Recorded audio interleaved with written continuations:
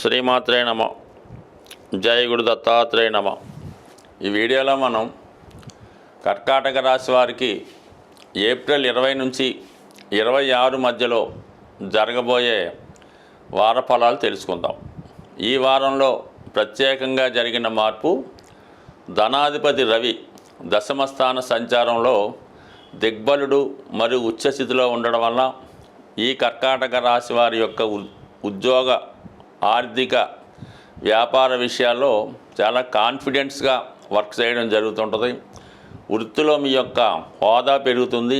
కొన్ని అదనపు బాధ్యతలు మీకు రావడం జరుగుతూ ఉంటుంది. అలాగే మీ కుటుంబంలో ఒకరికి ప్రభుత్వ సర్వీసులో ప్రవేశం కానీ, ఒక రాజకీయ హోదా కానీ లభించే అవకాశం ఉంది. ఇది ఎక్కువగా ఈ కర్కాటక రాశిలో ఎవరైతే పాలిటిక్స్లో ఉన్నారో వారికి ఏదైనా మంచి గుర్తింపు కానీ, ఒక నామినేటెడ్ పదవి లాంటిది వచ్చే అవకాశాలు ఉంటాయి. ఇక రాశి అందే కుజగ్రహ సంచారం, అంటే రవి డిపాజిటర్గా కుజుడు రాశి అందు ఉండడం వలన సాక్షాత్తు సూర్యభగవానుడే రాశి అందు ఉంటే ఎంత హోదా పెరుగుతుందో అంత కాన్ఫిడెన్స్గా ఈ కర్కాటక రాశి వారు ఇంప్రూవ్మెంట్ అయ్యే అవకాశం ఉంది. అంటే మీ యొక్క చాకచత్యాన్ని, మీ యొక్క పనిలో వేగాన్ని, మీ యొక్క నిర్ణయాన్ని చూసి ఇప్పటి వరకు మీ చుట్టూ ఉన్నవాళ్ళే మీ యొక్క అభివృద్ధిని చూసి చాలా వరకు ఆశ్చర్యపోవడం జరుగుతూ ఉంటుంది. గతంలో మీరు ఏ పని చేపట్టాలన్నా ఇతరుల మీద ఆధారపడుతూ ఇతరుల సలహాలు తీసుకొని ఆ పని చేస్తూ ఉండేవారు. ఇప్పుడు అలా కాకుండా మీ యొక్క సొంత నిర్ణయాలతో, స్వయం కృషితోనే జీవితంలో పైకి రావడం జరుగుతుంది. మీరు ఈ సమయంలో ఒక పదవి పొందాలన్నా, ఒక కార్యం సాధించాలన్నా మీకు మీరే స్వతంత్రంగా నిర్ణయించుకోవచ్చు. అలాగే మీలో ఉన్నటువంటి ప్రతిభకి తగిన గుర్తింపు రావడం జరుగుతుంది. మిమ్మల్ని మీరు గుర్తిస్తూ మీలో ఉన్నటువంటి ప్రతిభని పైకి చాటే విధంగా రావడం జరుగుతుంది. అలాగే ఎప్పటిదాకా వాయిదా పడుతున్నటువంటి వివాహ ప్రయత్నాలు కానీ, ఉద్యోగ ప్రయత్నాలు కానీ చాలా స్పీడప్ అయి చాలా తొందరగా మీ యొక్క కార్యక్రమాలు పూర్తయ్యే అవకాశం ఉన్నది. ఇంకా కొద్ది రోజులు మాత్రమే మీకు 11వ స్థానంలో గురుగ్రహ సంచారం జరుగుతూ ఉంటుంది. అంటే గురువు 11లో ఉన్నప్పుడు ఏంటంటే మీరు చేసినటువంటి పుణ్య కార్యక్రమాలు కానీ, పూజలు, నోములు చాలా వరకు ఫలించే అవకాశం ఉంది.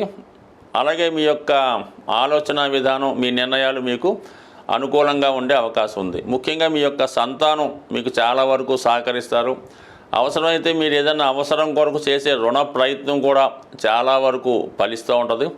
పెద్దల ద్వారా, పెద్దల నుంచి రాసినటువంటి ఏవైనా ఆస్తి కానీ, మీకు ఏవైనా డాక్యుమెంట్సో, పేపర్లో, పుస్తకాల్లో రావాల్సి ఉంటే ఇవన్నీ కూడా మీకు సకాలంలో వచ్చి మీ యొక్క జ్ఞానం పెంచుకోవడానికి కూడా ఈ గురువు చాలా వరకు మిమ్మల్ని సహకరించడం జరుగుతుంది. అంటే ఇప్పుడు టోటల్గా కుజ, గురువు, రవిగ్రహాలు సహకారంతో మీరు చాలా వరకు ఉన్న స్థాయి నుంచి ఉన్నత స్థాయికి వెళ్ళే విధంగా సహకరించడం జరుగుతుంది. పైపెచ్చు చాలా కాలంగా ఉన్నటువంటి అష్టమ శని ప్రభావం పోవడం వల్ల మీరు గతంలో పోగొట్టుకున్నటువంటిది ఏదైనా, అంటే ఏదైనా ఉద్యోగం పోగొట్టుకున్నా, స్థిరాస్తి పోగొట్టుకున్నా, ఏదైనా స్నేహాన్ని పోగొట్టుకుని ఉన్నా తిరిగి మళ్ళా సంపాదించుకుంటారు.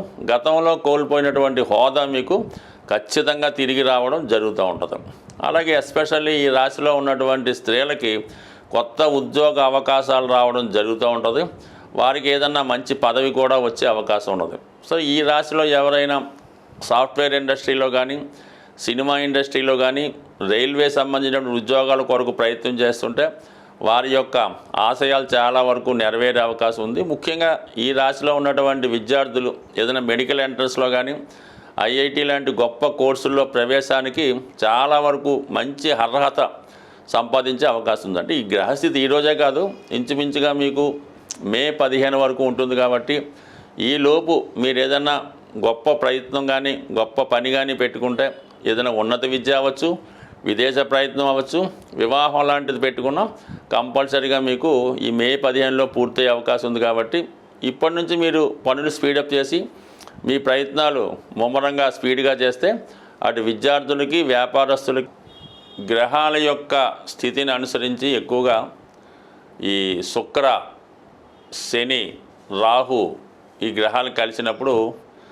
ఇంచుమించుగా అందరికీ కూడా ఆర్థిక పరమైనటువంటి టైట్ ఏర్పడుతూ ఉంటుంది. అంటే ఓవరాల్గా ఈ రొటేషన్ తగ్గడం వల్ల ప్రతి ఒక్కరి యొక్క వ్యాపారంలో కొంత తగ్గడం వల్ల మనీ రొటేషన్ తగ్గుతూ ఉంటుంది. ప్రతి వాళ్ళు ఆర్థికపరమైన ఇబ్బందులు పడుతూ ఉంటారు. అలాగే కొద్దిగా అవినీతి కార్యక్రమాలు ఎక్కువగా దేశంలో పెరిగిపోతూ ఉంటాయి. వినకూడని వార్తలు లాంటివి వినడం జరుగుతూ ఉంటుంది.